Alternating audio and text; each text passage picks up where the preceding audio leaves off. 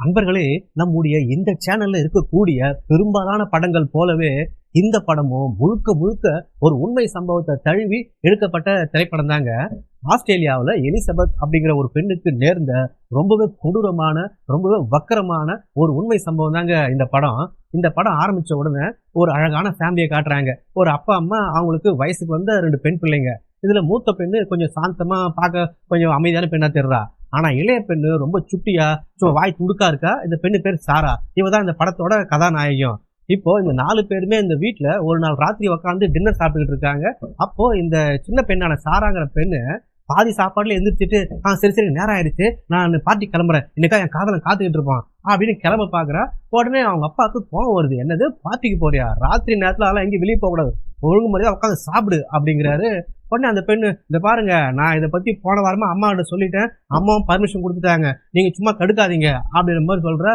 உடனே இந்த அப்பா கோவம் வருது. நான் இவ்வளவு தூரம் சொல்றேன், என்ன மீறி என்ன பார்ட்டிக்கு போனா காலை உடச்சு மூலையில உட்கார வச்சிருவோம், பாத்துக்க, ஒழுங்கு முறையா உட்காந்து சாப்பிடு அப்படின்னு இவர் வந்து கோவமா திட்டின உடனே இந்த பெண்ணு கோச்சிக்கிட்டு நேரா இவரோட ரூமுக்குள்ள போயிட்டு கதவை படார்னு சாத்திக்கிட்டு ரூமுக்குள்ளே இருக்கா. இவ ரொம்ப நேரம் ஆகி ரூம் திறக்காம இருக்கிறதுனால இவங்க அம்மாவுக்கு சந்தேகம் வந்து, ஐயோ பொண்ணு என்ன பண்ணிக்க போறா கோவத்துலன்ட்டு போய் கதவை தட்டுறாங்க. சாரா கதவை தரமா, கதவை தரமான்னு. இந்த பெண்ணா கதவை திறக்காமே இருக்கா. உடனே இந்த அப்பா அந்த ரூமோட எக்ஸ்ட்ரா சாவி ஒண்ணு கொண்டு வந்து அந்த ரூம் திறந்து உள்ள போய் பார்த்தா இந்த ரூம்ல இந்த பொண்ணு இல்ல. ஏன்னா இந்த பெண்ணு அப்பவே இந்த ஜன்னல் வழியா எகிரி குதிச்சு இவளுக்காக வெளியில ரெடியா பைக்ல காத்துக்கிட்டு இருந்த இவளோட காதலனோட அந்த பைக்ல ஏறி இவ பார்ட்டிக்கு போயிட்டா. இவ ஜாலியா பார்ட்டி கொண்டாடிட்டு இருக்கா தான் காதலனோட. இங்க இந்த அப்பாவுக்கு சரியான கோவம், இந்த பெண்ணு நம்ம பேச்சை மீறி போயிட்டாலே அப்படின்ட்டு இவர் ராத்திரி முழுக்க தான் பெண்ணு வரட்ட இவ்வளவு கேள்வி கேட்கலாம், திட்டலான்ட்டு காத்துக்கிட்டு இருக்காரு. கண்ணு முடிச்சுட்டு உட்காந்துட்டு இருக்காரு. ஆனா இந்த பெண்ணு ராத்திரி முழுக்க வரவே இல்லை. மறுநாள் காலையில தான் வர்றா. அதுவும் இவன் காதலனே வந்து பைக்ல வீட்டு வாசல்ல கொண்டு விட்டு போறான். அதுவும் போறதுக்கு முன்னாடி இந்த பெண்ணை பிடிச்சி வாய் வழி முத்தம் கொடுத்துட்டு போறான். இதையெல்லாம் இந்த அப்பா பார்த்துக்கிட்டு இருக்காரு. இவருக்கு கோபம் அதிகமாகுது. இந்த பெண் அப்படியே வீட்டுக்குள்ள போலான்னு போறப்போ உடனே மறிச்சு இந்த பெண்ணை சத்தம் போடுறாரு. நான் அவ்வளவு தூரம் சொல்லியும் என் பேச்சு மீறி நீ பார்ட்டிக்கு போயிட்டு வரியா அப்படிங்கிறாரு. உடனே இந்த பெண்ணும் தைரியமா பேசுறா. இதை பாருங்க, என்கிட்ட சத்தம் போடுற வேலை வச்சுக்காதீங்க, அதெல்லாம் உங்க பெரிய பொண்ணுகிட்டே உங்க பொண்டாட்டி வச்சுங்க, என்கிட்ட சத்தம் போடாதீங்க, நான் அப்படிதான் போவேன், அப்படிதான் வருவேன், உங்களால என்ன பண்ண முடியும் அப்படின்ற மாதிரிலாம் ஒரு அப்பா கிட்டே எதிர்த்து கோபமா பேசிட்டு பாட்டு ரூமுக்குள்ள போயிடுறா. இப்போ இந்த ரூமுக்குள்ள போற இந்த பெண்ணோட அக்காவும் இவங்க அம்மாவும் இந்த பெண்கிட்ட போய் ஆச்சரியமா கேட்கறாங்க. ஏய் என்னடி அப்பாவே எதிர்த்து பேசிட்டு, உனக்கு எங்கடி இப்படி இவ்வளவு தைரியம் வருது அப்படின்ற மாதிரிலாம் கேட்கறாங்க. உடனே இந்த பெண்ணு, இது என்ன பிரமாதம், இன்னும் 1 மாசத்துல எனக்கு 18 வயசு ஆக போகுது, 18 வயசு ஆயிடுச்சுன்னா என்னை வந்து யாரும் அதிகாரம் பண்ண முடியாது, நான் எங்க போகணும் எங்க வரணும் அப்படிங்கிறதெல்லாம் வந்து நான் தான் முடிவு பண்ணுவேன். அதை விட முக்கியமா நான் இந்த 18 வயசு ஆனதுமே என் காதலனை திருமணம் செஞ்சுக்கிட்டு வெளிநாட்டுல போய் செட்டில் ஆகிட போறேன். அதுக்கப்புறம் இந்த நாட்டுக்கு வரமாட்டேன், இந்த வீட்டுக்கு வரமாட்டேன். வீடா இது நரகம். அதுவும் இந்த மாதிரி அதிகாரம் பண்ற ஒரு அப்பனோட யாரு வாழ்வாங்க? நீங்க 2 பேர் தான் அந்த வச்சு குப்பை கொட்டணும். நான் எல்லாம் அதுக்கப்புறம் இந்த வீட்டுக்கே வரமாட்டேன், பாத்துங்க அப்படின்ற மாதிரி இந்த பெண்ணு சொல்லிக்கிட்டு இருக்கா. இதையெல்லாம் இந்த அப்பங்காரன் இந்த ரூமோட வெளியே நின்று ஒட்டு கேட்டுக்கிட்டு இருக்கான். இவருக்கு சரியான கோபம் வருது. இது நடந்து ஒரு 2 நாள் ஆகுது. இந்த பெண்ணு ஒரு நாள் வீட்டுல உட்காந்து இவன் காதலனோட போன்ல ஜாலியா பேசிக்கிட்டு இருக்கா. அப்ப இவங்க அம்மா வந்து கூப்பிடுறாங்க. சாரா, நானும் உன் அக்காவும் ஷாப்பிங் போறேன்டி, நீ வரியா அப்படின்னு கூப்பிடுறாங்க. இல்லம்மா நான் வரல, நீங்க போயிட்டு வாங்க அப்படிங்கிறா. சரி, இந்த அம்மாவும் அந்த அக்காவும் வெளியே ஷாப்பிங் கிளம்பிடுறாங்க.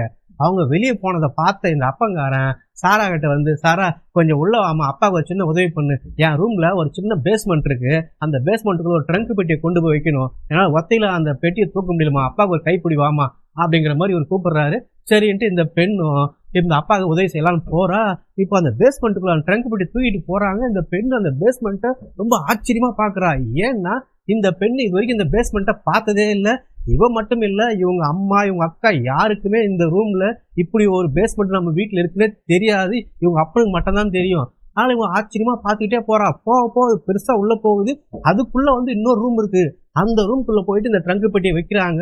அந்த ரூம் எல்லாம் வந்து ரொம்ப ஆச்சரியமா பாக்குறா அந்த பெண்ணு. ஒருத்தர் வாழறதுக்கு உண்டான அத்தனை அத்தியாவசிய பொருட்களும் அந்த ரூம்குள்ள இருக்கு. இதெல்லாம் பார்த்துக்கிட்டே இருக்கா பாருங்க. டக்குன்னு இந்த அப்பா அந்த ரூமுக்கு வெளியே வந்து அந்த பெண்ணை ரூம்குள்ள வச்சு பூட்டிடுறாரு. உடனே இந்த பெண்ணு போய், அப்பா என்ன பண்றீங்க, கதவை தரங்க, ஏன் என்ன உள்ள வச்சு பூட்டுறீங்க, கதவை தரங்கன்றா. ஆனா இந்த அப்பா கண்டுக்காம அவரு பாட்டுக்கு அமைதியா அங்க கிளம்பி போயிடுறாரு. இந்த பெண்ணு முடிஞ்ச அளவுக்கு கத்தரா. அந்த பேஸ்மெண்ட் வந்து ஒரு சத்தம் வெளியவே கேட்கல, யாருக்குமே கேட்கல. அம்மா என்னை காப்பாத்துங்க, அப்பா என்ன உள்ள வச்சு பூட்டிட்டாருன்றா. யாருக்குமே குரலையே வந்து கேட்கல. இவ கத்தி கத்தி ஓஞ்சி போறா. சரி, நம்ம எடுத்துட்டு வந்து இந்த ட்ரங்க் பெட்டியில என்னதான் இருக்கு திறந்து பார்க்கலான்னு பார்த்தா அதுல மொத்தம் இவரோட துணிமணிகள் தான் இருக்கு. அது மட்டும் இல்லாம அத்தியாவசிய பொருட்கள்லாம் இருக்கு. ஒரு மாதிரி டார்ச்சு, இவர் தூங்குறதுக்கு போய்க்கிறதுக்கு போர்வை, இவரோட ட்ரெஸ்ஸுங்க, ஒரு வாரத்துக்கு தேவையான சாப்பாடு இதெல்லாம் இருக்கு.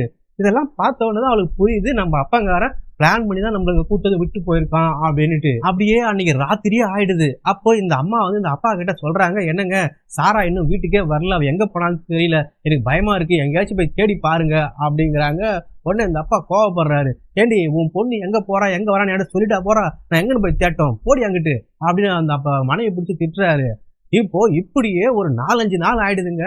5வது நாள் தான் அந்த ஆள் மறுபடியும் இந்த பேஸ்மெண்ட்டுக்குள்ள போறான். அப்போ இவன் முதல் ரூமோட கதவை திறக்கும் போது அந்த சத்தம் கேட்டு அதுக்குள்ளார இருக்கிற 2வது ரூம்ல இருக்கிற இந்த பெண்ணு ஓடி போயிட்டு அந்த ரூமுக்குள்ள இடத்துல ஒளிஞ்சுக்கிறா. இப்ப இவர் அந்த 2வது ரூமுக்கு கதவை திறந்துட்டு உள்ள வரும்போது டக்குன்னு அவங்க அப்பாவை பிடிச்சி தள்ளி விட்டு அந்த ரூம்ல தப்பிச்சு ஓடுறா. ஓடி போனா அதுக்கப்புறம் இன்னொரு ரூம் இருக்கு இல்லையா, அதை பூட்டிட்டு தான் அந்த ஆள் இந்த ரூமுக்குள்ளே வந்திருக்கான். அந்த சாவியெல்லாம் மொத்தம் அவன்கிட்ட தான் இருக்கு.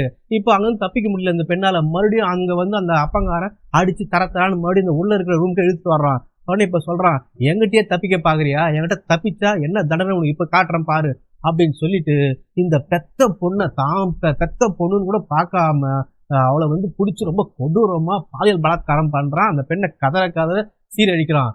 அதுக்கப்புறம் எதுவுமே தெரியாத மாதிரி அங்கிருந்து கிளம்பி ஏதாவது மேலே கீழே பேஸ்மெண்ட் வந்து வீட்டுக்கு மேலே ஏறி வர்றான். பார்த்தா அங்க அவங்க அம்மா போலீஸ்காரை கூப்பிட்டு உட்காந்து கம்ப்ளைண்ட் பண்ணிட்டு இருக்காங்க போலீஸ் கிட்ட. சார் என் பொண்ணை காணும், கண்டுபிடிச்சு கொடுங்க அப்படின்னு சொல்லிட்டு இருக்காங்க. அவரும் உங்க பெண்ணோட டீட்டெயிலாம் சொல்லுங்கம்மா, குறிப்பா அந்த பெண்ணுக்கு காதலன் யாருன்னா இருந்தா அதை பத்தி கொஞ்சம் தெளிவா சொல்லுங்க, ஓப்பனா வெளிப்படையா சொல்லுங்க அப்படிலாம் கேட்டுக்கிட்டு இருக்கான். அந்த நேரம் பார்த்து நம்ம அப்பங்காரன் உள்ள போய் நுழையிறான். டக்குன்னு அவன் போலீஸுக்கு, ஆமா சார் என் பொண்ணுக்கு ஒரு காதலன் இருக்கான், ஒரு 2 நாள் முன்னாடி கூட அந்த காதலனோட சேர்ந்தா எங்கேயோ பார்ட்டிக்கு போயிட்டு காலையில் தான் வந்தா, ஆனா அவன் யாருன்னாலாம் எனக்கு தெரியாது அப்படிங்கிறான். அது மட்டும் இல்ல சார், என் பொண்ணு மட்டும் காணாம போல, அவளோட துணிமணிகளோட காணும் சார் அப்படிங்கிறான். மேற்கொண்டும் அவங்க மனைவி கிட்ட, ஏண்டி அந்த விஷயத்த சொல்லாண்டி அவர்கிட்ட அப்படிங்கிறான். எந்த விஷயங்க அப்படின்னு அந்த அம்மா கேட்டவொடனே, அதுதான் அன்னைக்கு வந்து உங்கள்கிட்ட சொல்லிட்டு இருந்தா இல்லையா, எனக்கு இன்னும் கொஞ்ச நாள்ல 18 வயசு ஆக போகுது, அதுக்கப்புறம் நான் என் காதலனை திருமணம் செஞ்சுக்கிட்டு இந்த ஊரை விட்டே போயிடுவேன், இந்த வீட்டுக்கே வரமாட்டேலாம் சொல்லிட்டு இருந்தால, அத்தையும் சொல்லுடி, போலீஸ் நம்ம எதுவும் மறைக்கூடாது, எல்லா உண்மையும் சொன்னாதான் அவங்க நம்ம பொண்ணை கண்டுபிடித்து அவங்களுக்கு உதவியா இருக்கும் அப்படிங்கிற மாதிரி சொன்ன உடனே இப்போ இந்த போலீஸ்காரன், ஓஹோ இதுதான் சங்கதியா, அம்மா உங்க பொண்ணு வந்து காணாமலாம் போல, அவ வந்து ஓடி போயிட்டா, அதனால நீங்க கவலைப்படாதீங்க, இன்னும் கொஞ்ச நாள் அவளே திரும்பி வந்துருவா, நீங்க அவளுக்காக வருத்தப்பட்டுக்காதீங்க அப்படின்ற மாதிரி அவர் ஆறுதல் சொல்லிட்டு அவர் அங்கிருந்து கிளம்பிடுறாரு. இப்படி இந்த பேஸ்மெண்ட்டுக்குள்ளேயே இந்த பெண்ணு அவ்வளவு கஷ்டப்பட்டு எப்படியோ வாழ்ந்துகிட்டு இருக்கா. இப்போ கொஞ்ச நாள் கழிச்சு இந்த பெண் இவ்வளவு நாள் எதிர்பார்த்த இவளோட 18வது அந்த பிறந்த நாளும் வருது. அப்போ இந்த அப்பங்காரன் ஒரு கேக் வாங்கிட்டு போய் அந்த பெண்ணுகிட்ட கொடுக்குறான். அப்படியே கூடவே ஒரு துணி வாங்கினது இப்போ இந்தாமா அப்படின்னு கொடுக்குறான். அதாவது இவனுக்கு பிடிச்ச சிவப்பு கலர் ட்ரெஸ்ஸு, ரொம்ப கவர்ச்சியான ஒரு ட்ரெஸ்ஸை வாங்கி கொடுத்துருக்கான். அதை போட்டு வந்து காட்டு அப்படிங்கிறான். அந்த பெண்ணை போட்டு வந்து காட்டுறா. இப்போ இவனுக்கு பிடிச்ச அந்த சிவப்பு கலரு அந்த கவர்ச்சியான ட்ரெஸ்ஸில் அந்த பெண்ணை பார்த்த உடனே இந்த ஆளுக்கு சபலம் தட்டுது. இப்போ மறுபடியும் தன்னுடைய பெத்த புண்ணிய இவன் ரொம்ப கொடூரமா கதற பலாத்காரம் பண்றான். இப்படி இந்த ஆளுக்கு எப்பெல்லாம் மூடு வருதோ அப்பெல்லாம் இந்த பேஸ்மெண்ட்டுக்குள்ள போயிட்டு இந்த பெண்ணை வந்து பாலியல் பலாத்காரம் பண்றான். அதே போல இந்த பெண்ணு சில நேரத்துல தப்பிக்க முயற்சி பண்றா. அப்படி முயற்சி பண்ற நேரத்துலலாம் வந்து இந்த பெண்ணை வந்து கொடூரமா பாலியல் பலாத்காரம் பண்ணிக்கிட்டே இருக்கான். இவன் இப்படி தொடர்ந்து இந்த பெண்ணை தொடர்றதுனால இந்த பெண்ணு கர்ப்பமாயிடுறா. அப்படியே நாட்கள் உருண்டோடுது. ஒரு வருஷம் கழிச்சு காட்டுறாங்க, இந்த பெண்ணு நிறை மாத கர்ப்பிணியா இருக்கா. அப்போ இந்த ஆள் ஒரு புத்தகத்தை கொண்டு வந்து இந்த பெண்ணிட்ட கொடுத்துட்டு போறான். அந்த புத்தகத்தை இந்த பெண் உட்காந்து படிச்சுக்கிட்டு இருக்கா. அதுல என்ன போட்டிருக்குன்னு பார்த்தா, மற்றவங்களோட உதவி இல்லாம ஒரு நிறை மாத கர்ப்பிணி பெண்ணு எப்படி தனக்குத்தானே சுயமா பிரசவம் பார்த்துக்கிறது, ஒரு குழந்தைய பெற்றெடுக்கிறது அப்படிங்கிற தகவல்லாம் அதுல இருக்கு. அதையெல்லாம் படிச்சு பார்த்து பாவம் இந்த சின்ன பெண்ணு, வெறும் 18 வயசே ஆன இந்த பெண்ணு தனக்குத்தானே, அது முதல் பிரசவம் வார, அப்படிப்பட்ட சூழ்நிலையில தனக்குத்தானே பிரசவம் பார்த்து ஒரு அழகான பெண் குழந்தையும் வந்து பெற்றெடுக்கிறா. இப்போ அப்படியே நாட்கள் உருண்டோடுதுங்க. ஒரு 3 வருஷம் கழிச்சு காட்டுறாங்க, இந்த குழந்தை வந்து போய் வளர ஆரம்பிச்சிருக்கு. ஆனா இந்த பெண்ணு மறுபடியும் கர்ப்பமாயிட்டு இருக்கா. இவன் வந்து அதே போல தொடர்ந்து பாலியல் பலாத்காரம் பண்றதுல மறுபடியும் இந்த பெண்ணு கர்ப்பமாயிட்டு இருக்கா. இப்படியே நாட்கள் உருண்டோடுது. மறுபடியும் இந்த 2வது குழந்தையும் இந்த பெண்ணு தனக்குத்தானே சுயமா வந்து பெற்றெடுக்கிறா. இப்படியே நாட்கள் நகர்ந்துட்டே போகுது. அப்படியே சில வருஷங்கள் ஆகுது. இந்த பிள்ளைங்க நல்லா வளர ஆரம்பிச்சுட்டாங்க. இப்போ இந்த பெண்ணு 3வது முறையா கர்ப்பமா இருக்கா. போதாத்துக்கு இந்த பிள்ளைங்க நல்லா வளர்ந்துட்டனால இந்த பிள்ளைங்க அம்மாவை தொந்தரவு பண்ணுதுங்க. அம்மா தயவு செஞ்சு எங்களை வெளியில கூப்பிட்டு போய், எங்களையா உள்ளே அடைச்சி வச்சிருக்க, எங்களுக்கு வந்து நல்லா விளையாடுறதுக்கு வெளியே விடு, எங்களுக்கு கதை சொல்லு அப்படிங்கிற மாதிரிலாம் அந்த அம்மாவை போட்டு நச்சரிக்குதுங்க. பாவம் இந்த பெண்ணு வயிற்றுல ஒரு குழந்தைய சுமந்துக்கிட்டு இந்த 2 குழந்தைங்களையும் வந்து சமாளிக்க முடியாம அவ்வளவு திண்டாடுறா. அதே சமயம் இந்த பேஸ்மெண்ட்டுக்கு மேல இருக்கிற வீட்டுல இவங்க அப்பங்காட்ட இந்த அம்மா வந்து மறுபடியும் சொல்றாங்க, இதை பாருங்க நம்ம பொண்ணு காணாம போய் இத்தனை வருஷம் ஆயிடுச்சு, நம்ம போலீஸ்காரன் நம்பி எந்த பிரயோஜனமும் இல்லை, அதனால நாம ஏதாவது ஒரு தனியார் துப்பறிவாளரை நியமனம் செஞ்சு அவங்க கிட்ட இந்த கேஸ் ஒப்படைச்சு நம்ம பெண்ணை கண்டுபிடிக்க சொல்லலாமா அப்படிங்கிற மாதிரி கேட்குறாங்க. அதுக்கு இருந்தாலும் ஒத்துக்க மாட்டேங்கிறான். ஏய், நம்ம மட்டும் சொல்லாம கொள்ளாம ஓடி போன ஒரு ஓடுகாலிக்காக நான் இந்த வேலை செய்யணுமா? இனிமே அந்த பொண்ணை பத்தி யாரும் அந்த வீட்டில் பேசுனீங்க நடக்கிறதே வேற அப்படிங்கிற மாதிரி கோபமா சொல்லிடுறான். இப்போ கொஞ்ச நாள் கழிச்சு இந்த 3வது குழந்தையும் இந்த பெண்ணு பெற்றெடுத்துடுறா. ஆனா இப்பதான் முதல் முறையா அவங்க அப்பா கிட்ட கெஞ்சி ஒரு ரெக்வஸ்ட் பண்ணி ஒரு விஷயத்த கேட்கறா. இதை பாருங்க, ஏற்கனவே இந்த 2 குழந்தைய என்னால் சமாளிக்க முடியல, இந்த சின்ன பேஸ்மெண்ட்ல வச்சு இவங்களை வளர்க்க முடியல, இவங்களை என்னால் பராமரிக்க முடியல, இவங்களை தொந்தரவு என்னால் தாங்க முடியல, இந்த சமயத்துல 3வது குழந்தைய என்னால் வளர்க்க முடியாது, வாய்ப்பே இல்லை, அதனால ஒண்ணு இதை கொண்டு போட்டுடணும், இல்லைன்னா அதை கொண்டு போயிட்டு அந்த அம்மாகிட்டயாவது கொடுத்துருங்க, எங்க அம்மா அந்த குழந்தைய வளர்த்துப்பாங்க, இந்த ஒரு குழந்தையாவது நல்ல சாப்பாடோட நல்ல காத்தோட நல்ல ஒரு ஆரோக்கியமா வளரட்டும், ப்ளீஸ் எனக்காக இந்த ஒரு உதவி செய்யுங்க அப்படிங்கிற மாதிரி இந்த பொண்ணு கெஞ்சரா. உடனே இந்த ஆளும் யோசிச்சு பார்க்குறான். உடனே யோசிச்சு பார்த்துட்டு, நான் சொல்ற மாதிரி செய்யி, நான் இது உனக்காக இந்த வேலையை நான் செய்யறேன், நான் சொல்ற மாதிரி உங்க கைப்பட ஒரு லெட்டர் ஒன்று எழுதி கொடு அப்படின்ற மாதிரி கேட்கறான். அந்த பெண்ணு சம்மதிக்கிறா. இப்போ அடுத்த நாள் காலையில இவங்க வீட்டு வாசல்ல இவங்க அம்மா ஏதோ குழந்தை ஒரு சத்தம் கேட்குதுன்னு கதை தந்து பார்த்தா இந்த குழந்தை தொட்டில சின்ன பேக்ல கிடக்கு. அந்த அம்மா அப்படியே அந்த குழந்தை தூக்கலாம்னு பார்த்தா அது ஒரு லெட்டர் இருக்கு. அதுல இவங்க சாரா தான் தான் கைப்பட அவன் கையெழுத்துல எழுதியிருக்கா. அம்மா, நான் தான் சாரா, இது என்னுடைய குழந்தை தான், நான் என் காதலனை திருமணம் செஞ்சுட்டு வெளிநாட்டுல சந்தோஷமா வாழ்ந்துகிட்டு இருக்கேன், ஆனா தற்சமயம் என்னால இந்த குழந்தைய வளர்க்க முடியாத ஒரு சூழ்நிலை இருக்கேன், அதனால தயவு செஞ்சு இந்த குழந்தைய மட்டும் நீ எடுத்து வளர்த்துக்க, மற்றபடி என்னை தேடாத, நான் ரொம்ப சந்தோஷமா வாழ்ந்துகிட்டு இருக்கேன் அப்படிங்கிற மாதிரி எழுதியிருக்கா. உடனே இதை பார்த்தோன்னா அவங்க அம்மாவுக்கும் சந்தோஷம் ஒரு பக்கம், ஒரு துக்கம் ஒரு பக்கம். எது எப்படியோ பெண்ணு எங்கேயோ உயிரோட சந்தோஷமா இருக்காளா, அது போதும் அப்படிங்கிற ஆதங்கத்தை அந்த குழந்தைய தூக்கிறாங்க. ஆனா அதே சமயம் அந்த துணிக்கு அடியில இன்னொரு துண்டு சீட்டு இருக்கு. அதை இந்த அம்மா கவனிக்கல. இந்த அப்பங்காரன் அத்தையும் பார்த்துறான். எடுத்து பார்த்தா அதுல சாரா எழுதியிருக்கா, அம்மா என்னை அப்பா தான் நம்ம வீட்டு பேஸ்மெண்ட்ல அடைச்சி வச்சிருக்காரு, என்னை காப்பாத்துங்க அப்படின்னு அந்த சீட்ல எழுதியிருக்கா. இப்போ இந்த பெண்ணு எழுதின அந்த துண்டு சீட்டை எடுத்துன்னு போயிட்டு அவட்ட காட்டி, ஏன்டி நான் இத்தனை முறை சொல்லியும் திரும்ப திரும்ப நீ தப்பிக்கிற வழிதான் தேடிக்கிட்டு இருக்கியா அப்படிங்கிற மாதிரி போட்டு அந்த பெண்ணை அடிச்சுட்டு மறுபடியும் வழக்கம் போலவே அந்த பெண்ணை பிடிச்சி கதற ரொம்ப ஆக்ரோஷமா பலாத்காரம் பண்றான். இப்படியே தொடர்ந்து இந்த பெண்ணை கொடுமைப்படுத்திக்கிட்டே இருக்கான். நாட்கள் ஓடுது. இப்போ இந்த 3வது குழந்தை இவங்க அம்மா கிட்ட வளர ஆரம்பிச்சதுனால இது நல்லா ஆரோக்கியமா போஷாக்கா ரொம்ப அழகா வளருது. இந்த பாட்டிக்கு இந்த பையன் நல்லா ஆறுதலா இருக்கான். அப்படியே வருஷங்கள் உருண்டோட ஒரு 20 வருஷத்துக்கு கிட்ட ஆயிடுது. இந்த பசங்க எல்லாம் நல்லா பெரியவங்களா வளர்ந்துட்டாங்க. இப்போ மறுபடியும் இந்த பெண்ணு 4வது முறையா கர்ப்பம் தரிச்சிருக்கா. கர்ப்பம் தரிச்சு இப்போ குழந்தைய பிறக்கிற கண்டிஷன்ல நிறைய மாத கர்ப்பிணியா இருக்கா. அப்போ இவங்களுக்குள்ள வாக்குவாதம் ஏற்படுது. அதாவது இவன் மறுபடியும் இவன் தப்பிக்க முயற்சி பண்றா. அதனால இந்த ஆளுக்கு கோவம் போட்டு இப்போ அவளை பலாத்காரம் பண்ண முடியாது, நிறைய மாதம் கர்ப்பிணியா இருக்காளு அப்படின்ட்டு வயிற்றுலேயே எட்டி உதைக்கிறான். அப்படி எட்டி வயிற்றுல அந்த குழந்தை இறந்தே பிறக்குது. இப்போ அதை வேற வழி இல்லாம இறந்து போன அந்த குழந்தைய சுருட்டி கொண்டு போயிட்டு அவன் வீட்டு தோட்டத்திலேயே இந்த ஆள் புதைச்சிடுறான். இப்போ அப்படியே இன்னும் கொஞ்ச நாட்கள் ஆயிட்டே இருக்கு. இப்படியே வருடங்கள் உருண்டோடி ஒரு 17 வருஷம் கழிச்சு காட்டுறாங்க. இப்போ இந்த பெரிய பெண்ணுக்கு திடீர்னு உடல்நிலை மோசமாகுது. அந்த பெண்ணு மூச்சு வரத்துக்கே சிரமப்படுறா, உயிருக்கே போராடுறா, ரொம்ப ஆபத்தான நிலைமை. இவ்வளவு ஹாஸ்பிட்டலுக்கு கூப்பிட்டு போனா மட்டும்தான் காப்பாற்ற முடியும், இல்லைன்னா இங்கே உயிர் போற கண்டிஷன் இருக்கு. அதனால இவங்க அப்பா கிட்ட கெஞ்சரா, அப்பா தயவு செஞ்சு என் பொண்ணை எப்படியாவது காப்பாத்து, இவ்வளவு ஹாஸ்பிட்டலுக்கு கூட்டு போய் சேர்க்கணும், தயவு செஞ்சு ஹாஸ்பிட்டலுக்கு கூப்பிட்டு போ அப்படிங்கிறா. இருந்தாலும் முடியவே முடியாதுங்கிறான். இவ இல்லப்பா, தயவு செஞ்சு என் பொண்ணு பிழைக்கலாம், அவன் செத்து போயிட்டாலும்னா நானும் என் பையனும் தற்கொலை பண்ணி இறந்து போவோம், ஒண்ணு என் பொண்ணை காப்பாத்தி இல்லை 3 பேர் நீயே கொன்னுடு அப்படிங்கிற மாதிரி கெஞ்சாத குறையா கெஞ்சரா. அப்புறம் எந்த ஆளும் மனசு இறங்குறான். ஆனா சில நிபந்தனை எல்லாம் போட்டுதான் நான் வெளியே உங்களை ஹாஸ்பிட்டலுக்கு கூப்பிட்டு போவோம் அப்படிங்கிறான். என்ன அப்படின்னா, நான் போற வழியிலையோ இல்ல ஹாஸ்பிட்டல்லையோ நீ யாருக்கிட்டையுமே வாயை திறந்து ஒரு வார்த்தை கூட பேசக்கூடாது, அதே போல அங்கிருந்து தப்பிக்கணும்னு நினைக்க கூடாது. அப்படி எதுனா செஞ்சினா இங்க ஒரு பையனை விட்டுட்டு போற மத்திய இந்த பையன் மேல அவங்க அம்மா கிட்ட வீட்டுல வளர்ந்துகிட்டு இருக்க அந்த 2 பையனையுமே நான் ரொம்ப கொடூரமா கொன்னுடுவேன். அதனால வாயை திறக்காம அமைதியா ஹாஸ்பிட்டல்ல இருந்து ட்ரீட்மெண்ட் பண்ணிட்டு வீட்டுக்கு வரணும் என் கூட அப்படிங்கிற மாதிரி சொல்றான். அவன் இவ்வளவு சரிப்பா அப்படின்னு சம்மதிக்கிறா. இப்போ அவங்க வீட்டுல எல்லாம் ராத்திரி தூங்குற நேரமா பார்த்து இவங்க பேஸ்மெண்ட்ல இருந்து மேல அந்த வீட்டுக்கு வர்றாங்க. இவதான் இப்போ ரொம்ப நாள் கழிச்சு இந்த வீட்டே இப்பதான் அந்த பெண்ணு பாக்குறா. அப்படியே வீட்டுல இருந்து வெளியே கார்ல போறாங்க. இப்போ 17 வருஷம் கழிச்சு சுதந்திரமா அந்த இயற்கை காற்றை சுவாசிக்கிறா. ஆனா ஒரு பக்கம் குழந்தை உயிருக்கு போராடுறா, கொஞ்சம் சீக்கிரம் போங்கன்னு அவசரப்படுத்துறா. இப்போ அறக்க பறக்க போயிட்டு ஒரு ஹாஸ்பிட்டல்ல சேர்க்கறாங்க.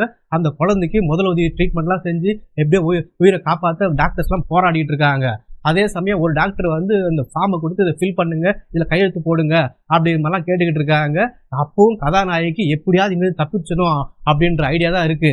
அதனால கதாநாயகி நேரம் பார்த்துக்கிட்டே இருக்காங்க. அவன் அந்த ஃபார்மை ஃபில் பண்ணிட்டு இருக்கும்போது அவருக்கு திடீர்னு ஒரு ஃபோன் வருது. அதை எடுத்து திரும்பி உட்காந்து பேசுறாரு. அந்த கேப்ல இந்த பெண்ணு வேம்ட்டே அங்க பக்கத்துல தண்ணியை அந்த ஃபார்ம் மேல தள்ளி விட்டுறா. இப்ப அந்த ஃபார்ம் நனைஞ்சு போனதால அந்த ஆள் புது ஃபார்ம் வாங்கி ஃபில் பண்ணலாம் அப்படின்ட்டு கொஞ்சம் தூரம் எந்திரிச்சு போறான். அது வரைக்கும் அவளை விட்டு விலகி போவாத முதல் முறையாக அப்படி எந்திரிச்சு போகும்போது அந்த சமயம் பார்த்து டக்குன்னு அந்த பெண்ணு அங்க இருக்கிற டாக்டர்கிட்ட ஓடி போய், டாக்டர் என்னை காப்பாத்துங்கன்னு கத்திட்டு போறா. உடனே இருந்தாலும் அங்கிருந்து பாத்துறான். ஏய் போவாத, நில்லு நில்லுன்னு கத்துறான். இருந்தாலும் எப்படியோ தைரியத்தை வர வச்சுக்கிட்டு அந்த பெண்ணு போய் அந்த டாக்டர் கட்டி பிடிச்சி அழுவுறா. எங்க அப்பா தான் வந்து பல வருஷமா என்ன அடைச்சி வச்சிருக்கான், என்னை காப்பாத்துங்கன்னு கத்தும் போது இவன் உஷாராயிடுறா. ஆஹா, இந்த பெண்ணு உண்மையை சொல்லிட்டா, நம்ம மாட்டிப்போம் போல கேட்குது, எஸ்கேப் ஆயிடலாம் அப்படின்னு திரும்பி நடக்க ஆரம்பிக்கிறான். டக்குன்னு அங்க இருக்கிற ஒரு போலீஸ்கார்ட்டு ஓடி வந்து ஒரு பிடிச்சிடுறாங்க. பிடிச்சி இவனை அரெஸ்ட் பண்ணிடுறாங்க. அதே சமயம் இந்த விஷயத்தெல்லாம் தெரிஞ்சுக்கிட்டு அவங்க வீட்டில் இருக்கிற அந்த பேஸ்மெண்ட்ல இருக்கிற அந்த பையனையும் போயிட்டு காப்பாற்றி கூப்பிட்டு வராங்க. அப்போதான் மேல இருக்கிற இந்த அம்மா, அந்த பையன், இவங்க அக்கா எல்லாம் ஆச்சரியமா பாக்குறாங்க. அடா கொடுமையே, நம்ம வீட்டு பேஸ்மெண்ட்லயே இப்படி சூழ்நிலை இருந்திருக்காங்களே அப்படின்னு ஆச்சரியமா பாக்குறாங்க. அந்த அப்படியே பிடிச்சி ஜெயிலில் போட்டுறாங்க. இப்போ சில நாட்கள் கழிச்சு காட்டுறாங்க. இப்போதான் கதாநாயகி அப்படியே சுதந்திரமா அவங்க வீட்டு தோட்டத்தில் உட்காந்து பார்த்துக்கிட்டு இருக்கா. இந்த 3 பிள்ளைங்களும் ஜாலியாக ஃபுட்பால் விளையாடிக்கிட்டு இருக்காங்க. அப்போ தூரத்துல ஒரு பைக் வருது. அந்த பைக்ல வர்றது வேற யாரும் இல்லை, இவளோட பழைய காதல் தான். இவளுக்கு நடந்த அத்தனை அநீதிகளையும் பேப்பர்ல படிச்சு பார்த்து எல்லாம் தெரிஞ்சுக்கிட்டு இப்ப வந்திருக்கான். அப்பவும் சொல்றான், நான் வந்து இப்பவும் உன்னை காதலிக்கிறேன், அதனால உன்னைய கவலைப்படாத, நான் உன்னை திருமணம் செஞ்சுக்கிறேன், நம்ம சந்தோஷமா வாழலாம் அப்படின்ட்டு வா இப்ப ஜாலியா பைக்ல ரவுண்டு போலான்ட்டு தான் காதலியை கூப்பிட்டுக்கிட்டு பைக்ல ரவுண்டு போறாங்க. இந்த இடத்துல இந்த படம் முடியுதுங்க.